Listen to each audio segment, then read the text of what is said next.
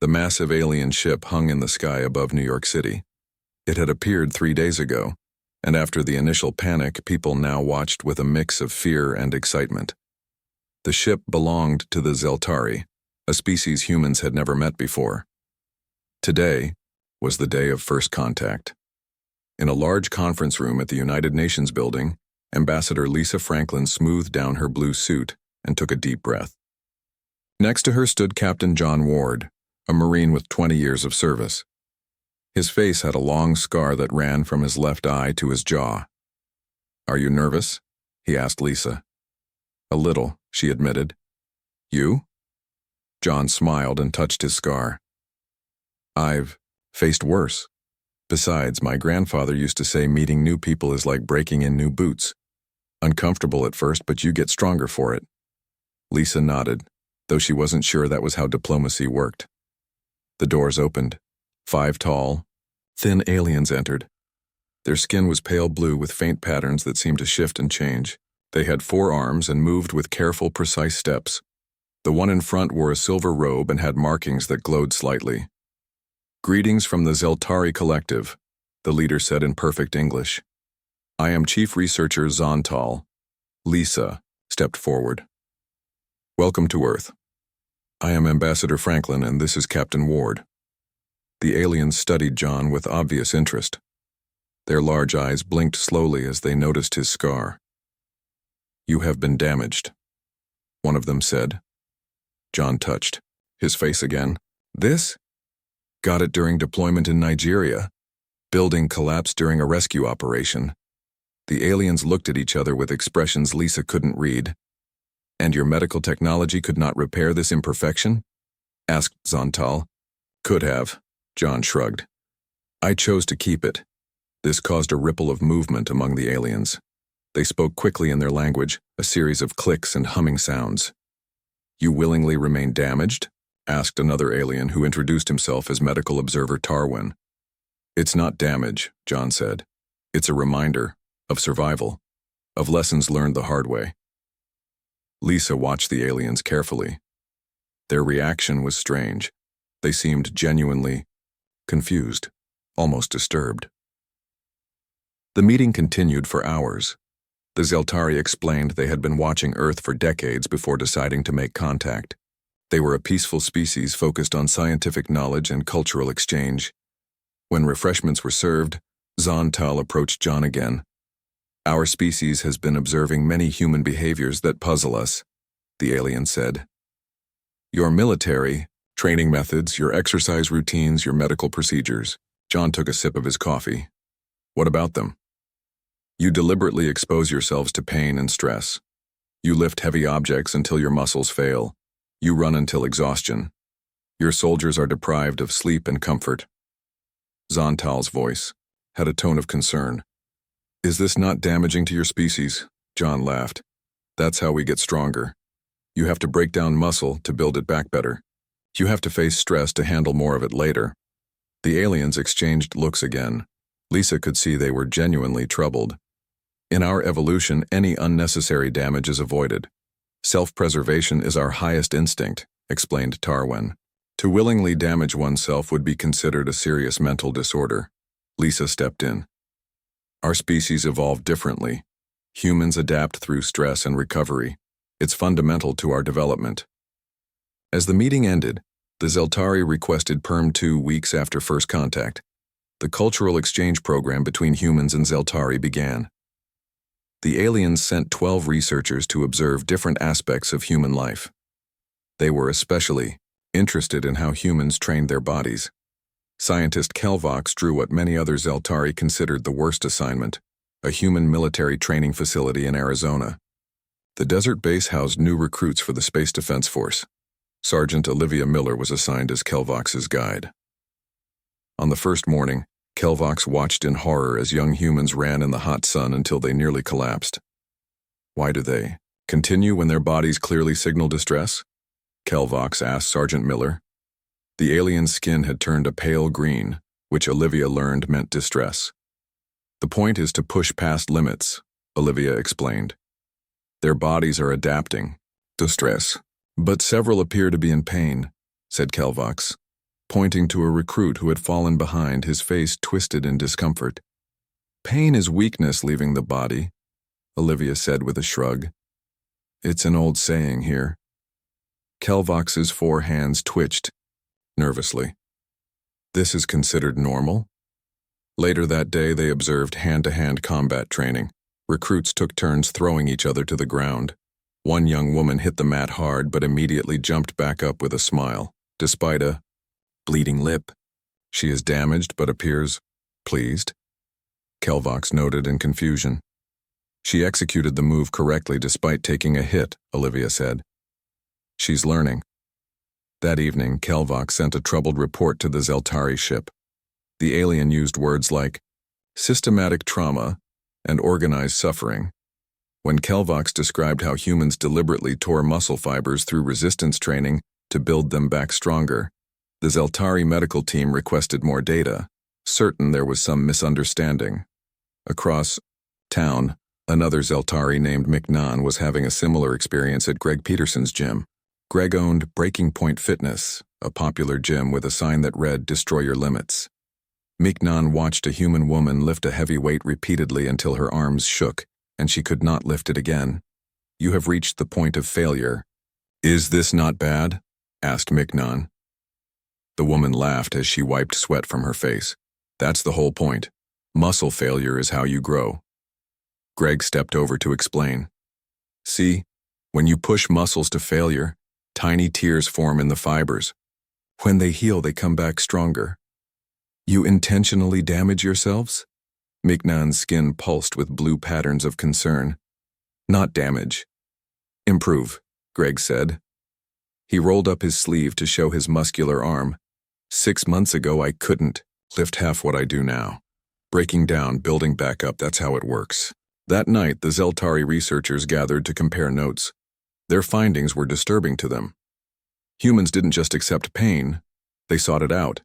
They had sayings like, "No pain, no gain," and "What doesn't kill you makes you stronger." Their entire philosophy is built around controlled damage, Kelvox told the others.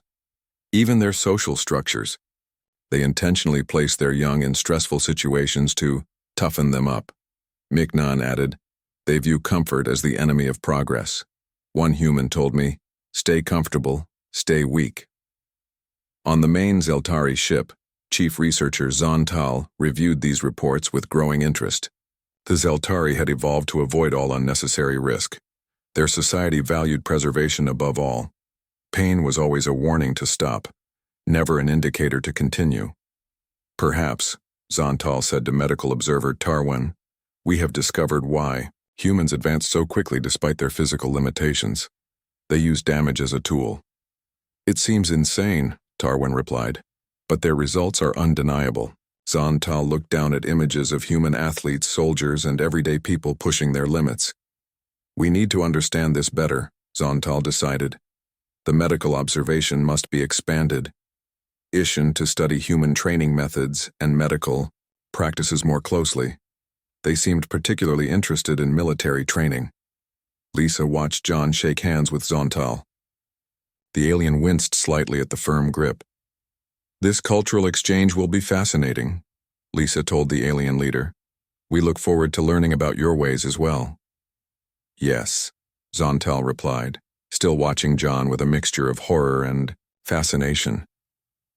"We have much to learn about each other. Your species is not what we expected."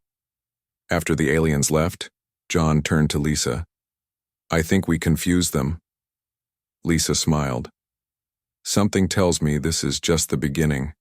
Tarwin, the Zeltari medical expert, stood perfectly still in the observation area of the operating room. The alien watched as Dr. Alan Carter prepared for surgery. The human doctor moved with confidence, explaining each step to Tarwin through his surgical mask. "Today we're fixing a compound fracture that didn't heal properly," Dr. Carter said. "The patient broke his leg 6 months ago in a climbing accident." On the table lay Sam Daniels, a 30-year-old man who had already been put to sleep for the procedure. Tarwin studied the x-rays displayed on the wall. The bone showed a clear line where it had been broken before. "You are going to break his bone again?" Tarwin asked, the patterns on the alien's skin flashing red with alarm. "That's right, Doctor," Carter said as he picked up a small surgical saw. "The bone healed at the wrong angle. We need to reset it." Tarwen felt a wave of nausea as the doctor began to cut.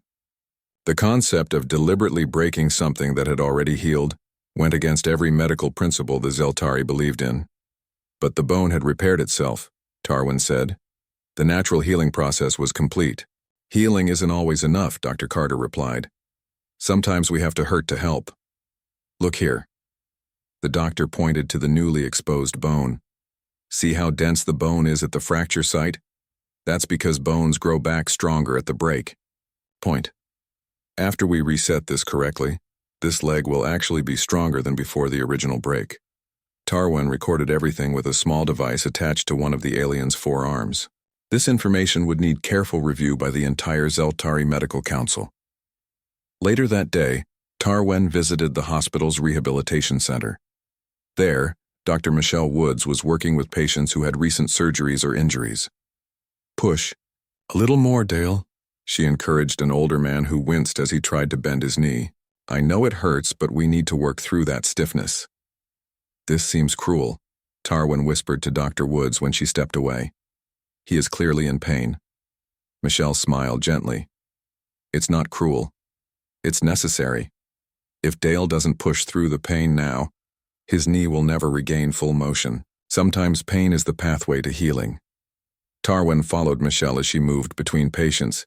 Each one was being encouraged to push their limits, to move parts of their bodies that clearly caused them discomfort. In Zeltari medicine, we would allow complete rest until natural healing occurs, Tarwen explained. Pain is a signal to stop activity.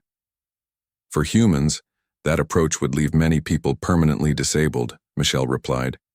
Our bodies adapt to demands placed on them. Without stress, we don't recover properly. The most shocking case came at the end of the day.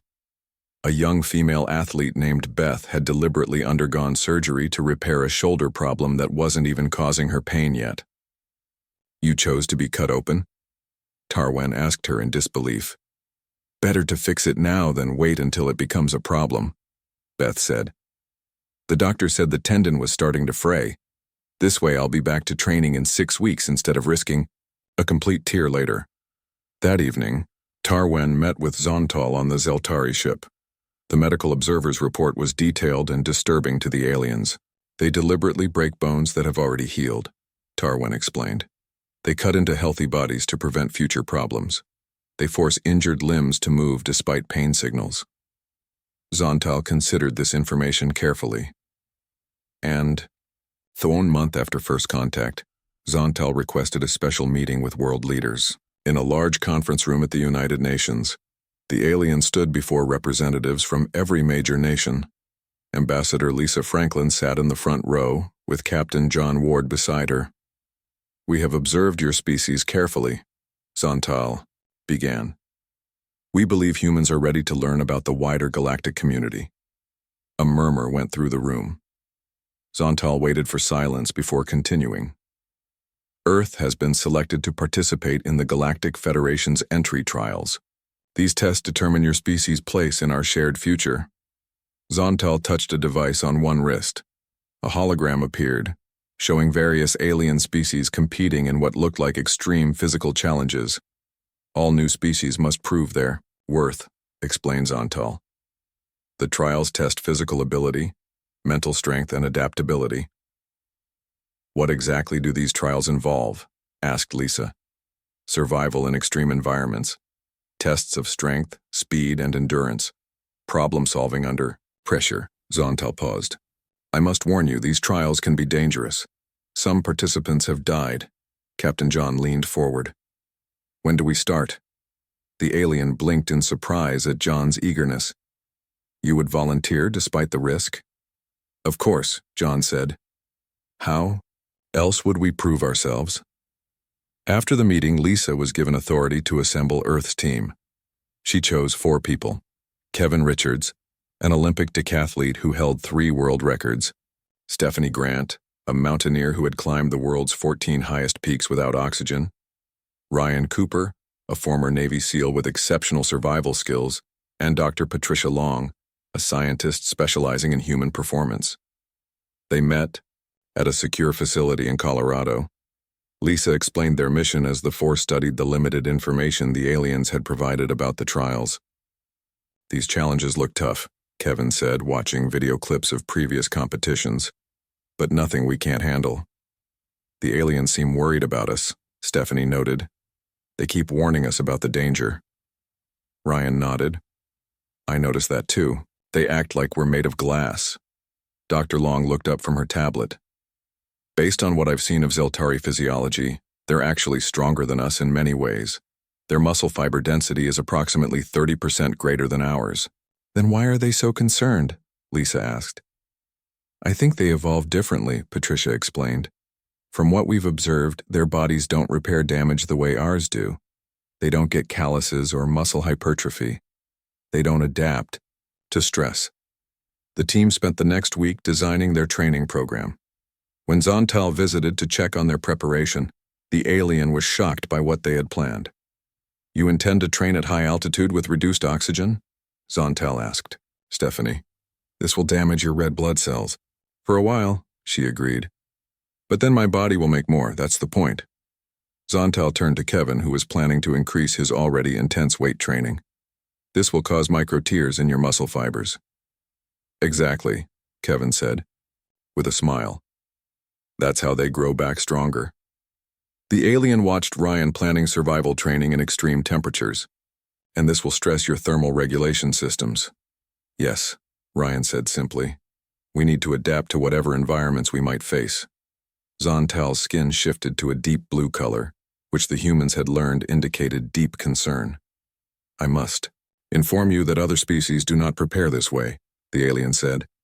They focus on preserving their natural strengths, not damaging themselves to improve. Lisa had been quiet, but now she spoke up. How do these other species perform in the trials? They compete well within their natural abilities, Zontal said.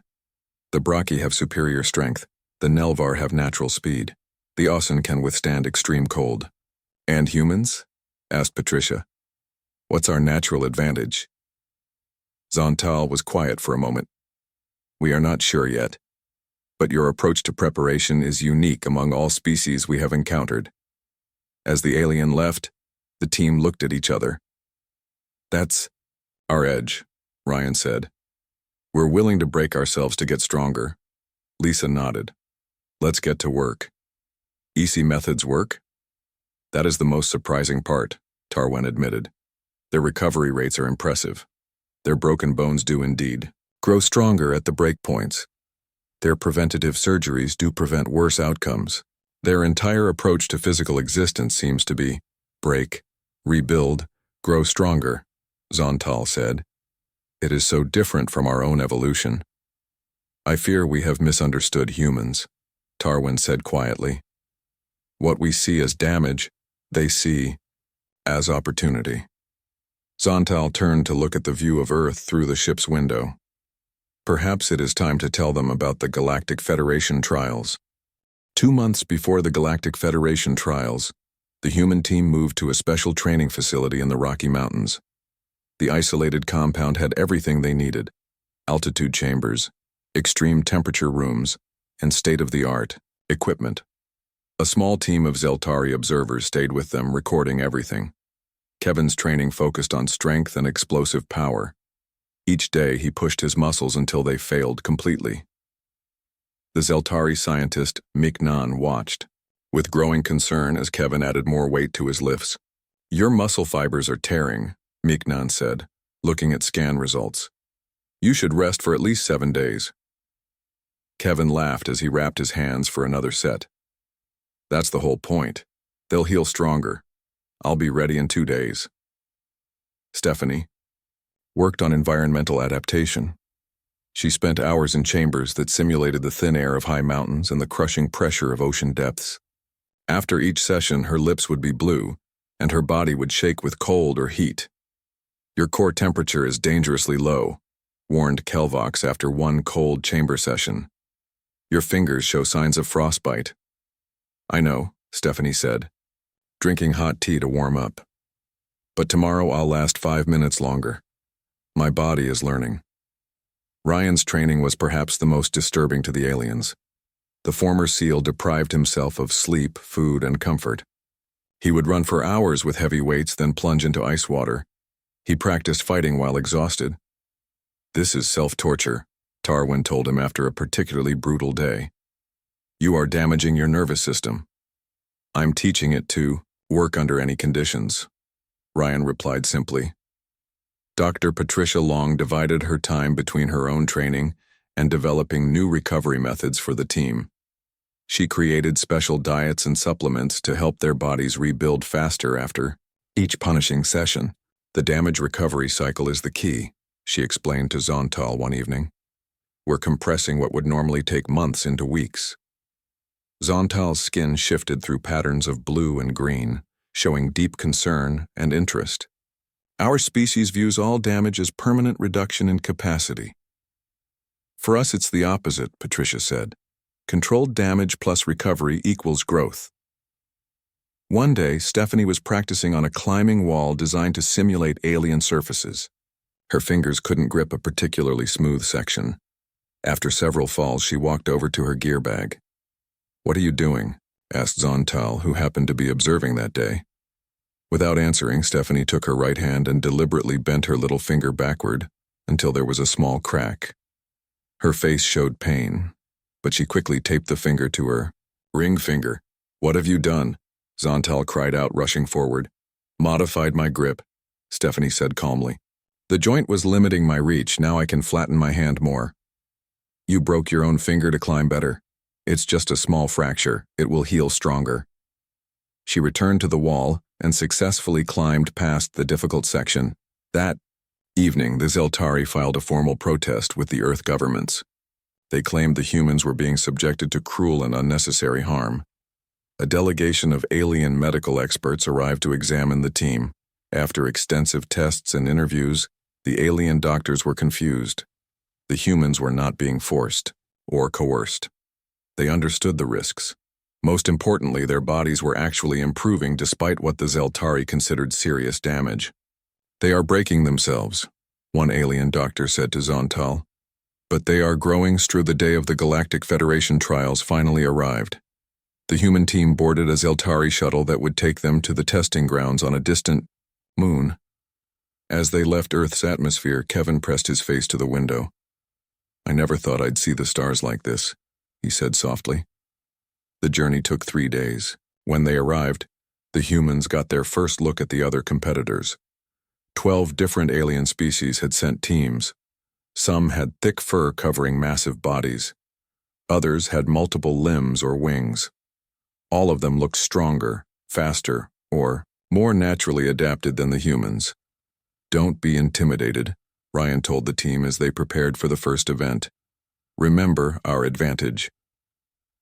The first challenge tested endurance. Contestants had to run through a course with changing gravity, temperature, and terrain. The Brachii, massive bear-like aliens, took an early lead with their powerful legs. The winged Nelvar glided over difficult sections. The human team started at a steady pace. Other species looked much less stressed. But as the hours passed, something changed. The alien competitors began to slow down. They took more rest breaks. They avoided the most difficult paths. The humans kept going. Their faces showed pain. Their bodies were covered in sweat and dirt. But they pushed forward. Why do they not rest? Asked a Brachii competitor to Zontal, who was observing from the sidelines. They are clearly suffering. It is their way, Zontal replied. By the end of the endurance challenge, the humans had moved up to 4th place. The alien spectators were confused. The humans appeared to be the weakest species, yet they had outlasted many stronger competitors. The second day brought strength tests. Again, the humans were at a clear disadvantage. The Asen could lift 3 times their body weight without training. The Brachii could crush rock with their bare hands. Kevin approached the lifting platform. The weight was set far beyond what any human had ever lifted on Earth. The alien spectators murmured that it was impossible for him.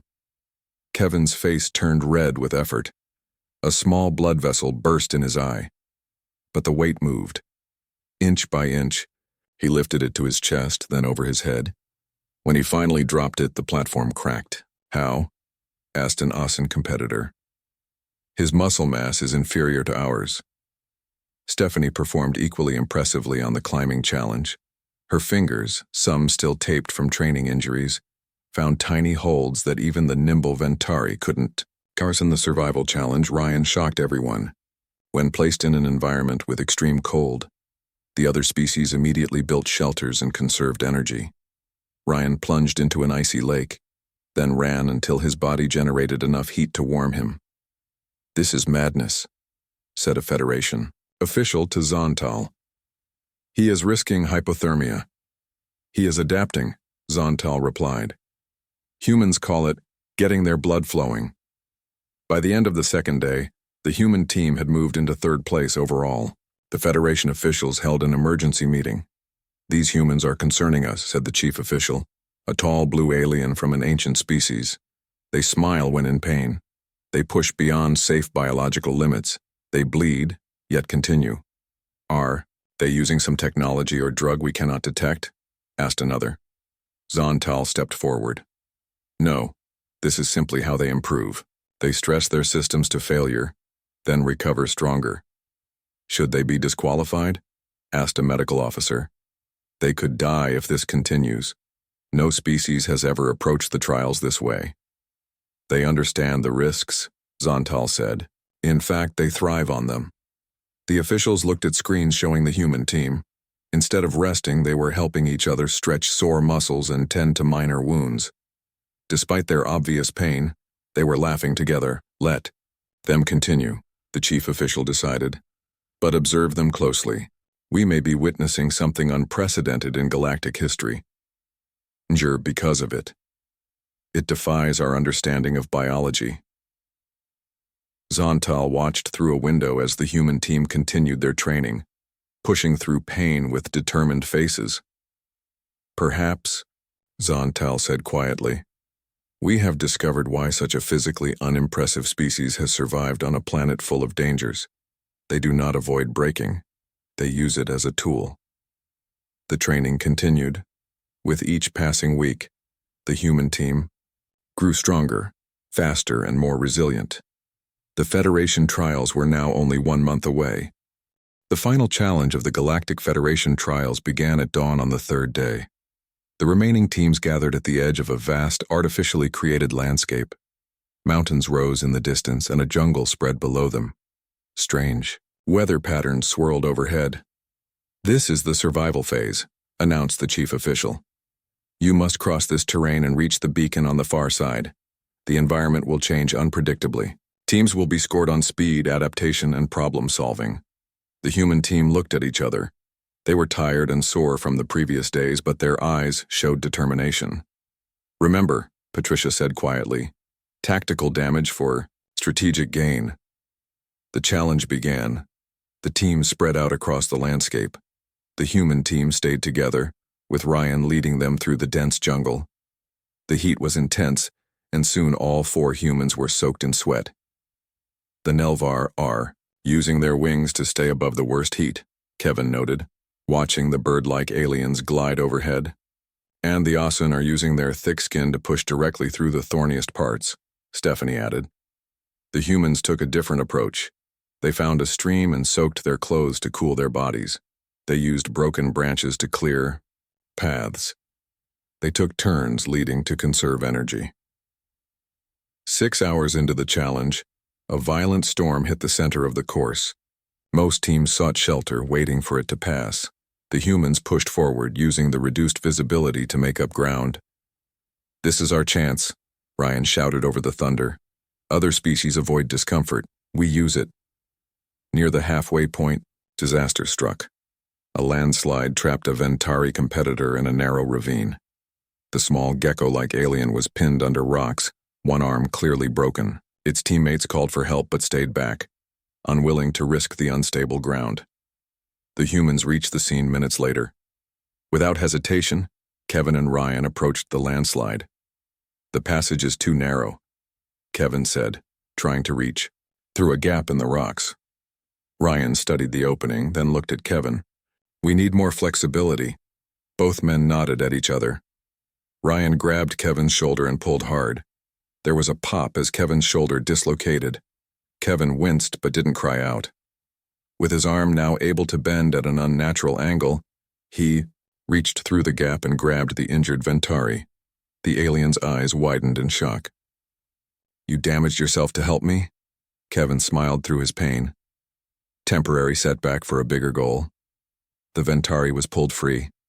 As Federation medical staff arrived, they were stunned to see Patricia helping Ryan push Kevin's shoulder back into place. You did that deliberately? Asked a medical officer. Controlled damage, Ryan explained. The joint will heal. The humans continued without waiting for thanks. As they pushed toward the final section, the terrain became mountainous. Stephanie took the lead, but the team faced a sheer cliff with few handholds. I can make it, Stephanie said, examining the wall. But the rest of you will struggle. Patricia opened her medical kit. Without warning, she took a scalpel and made a small cut on her palm. Blood welled up. What are you doing? Gasped a nearby Federation observer. Creating better grip, Patricia explained, rubbing her bloody hand on the rock. The proteins in blood are sticky against certain minerals.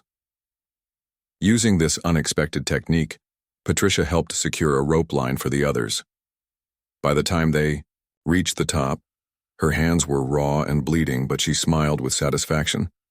The final stretch was a field of sharp, crystalline structures that cut through their shoes. Rather than go around, which would take hours, the humans pushed directly through, ignoring the cuts on their feet. Why do they not protect themselves? Asked an Asen competitor watching from a distance. Zontal, who had been following their progress, replied Sai. The closing ceremony of the Galactic Federation trials was held in a massive dome, with views of the stars.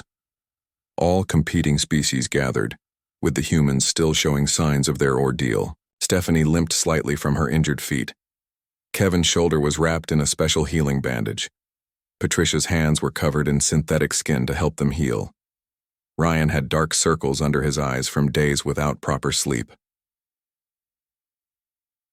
QO, chief official of the Federation, an ancient blue-skinned alien named Vox Ren, addressed the gathering. We have witnessed an extraordinary competition, Vox Ren said. Each species has demonstrated their natural gifts and abilities. The Braki team stood tallest on the winner's platform.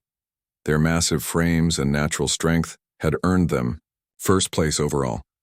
The Nelvar, with their flight abilities, had taken second. The humans stood proudly in third place, ahead of 9 other species with seemingly superior physical traits. But today, Vox Ren continued, we also witnessed something unprecedented in the history of these trials. All eyes turned to the human team.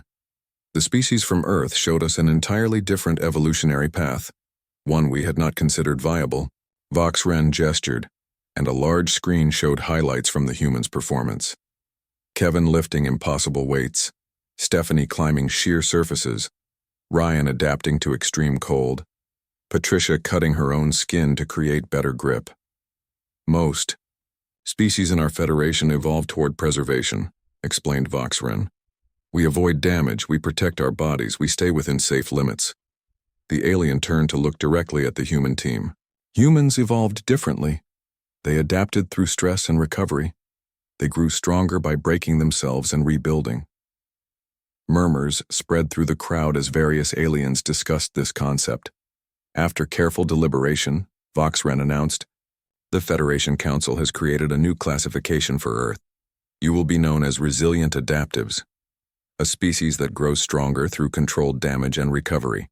Ambassador Lisa Franklin, who had watched the trials from the diplomatic section, stepped forward to accept a glowing crystal sphere that represented Earth's new status.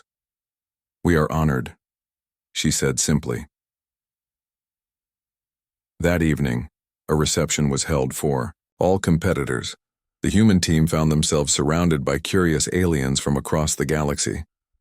How do you know when to stop? Asked a young Nelvar. When the damage becomes too great? We listen to our bodies, Ryan explained. There's a difference between pain that strengthens and pain that warns. An Asan scientist approached Patricia. Our medical teams have begun studying your healing patterns. They are unlike anything in our records. The key is understanding that stress plus recovery equals adaptation, Patricia said. Without challenge, we stagnate. Across the room, Stephanie was showing a group of aliens the calluses on her hands. These formed from repeated friction. The skin died but grew back thicker. Fascinating, said one alien, touching its own soft ends. Our species evolved to prevent such damage entirely. Kevin found himself talking to a Brockie champion. Despite their first-place finish, the bear-like alien seemed troubled. You are physically weaker than us, the Brockie said, yet you performed feats we thought impossible for your kind. Kevin smiled. That's the human way. We're not limited by what we are. We're defined by what we can become. As the evening ended, Zontal approached the human team. The Zeltari researchers' skin displayed patterns of deep blue and gold indicating profound respect. When we first observed humans, we thought you were damaging yourselves, Zontal admitted. Now I understand you were showing us something valuable. The alien hesitated, then made an unexpected request. I wish to study under human trainers, to learn this approach to growth through controlled stress. Captain John Ward, who had traveled with the team as their liaison, stepped forward with a smile. I'd be happy to teach you. The next morning, as the human team prepared to return to Earth, they stood together looking out at the stars. They carried new scars and healing injuries, but also a new respect from the galaxy. They still don't fully understand us, Stephanie said. They will, Ryan replied. Because that's another human trait, we're very good teachers. As their ship lifted off, carrying Earth's representatives home, the message they had demonstrated echoed through the Galactic Federation. True strength comes not from avoiding breaks, but from how you rebuild yourself afterward. Imply. Because slowing down would hurt them more in their minds than these physical wounds. As the sun set on the third day, the human team crossed the finish line. They were bloody, limping, and exhausted. But they had finished third overall, ahead of 9 other species with far superior natural abilities. The Federation officials gathered to discuss what they had witnessed. One thing was clear to everyone. These humans had demonstrated something entirely new to the galactic community.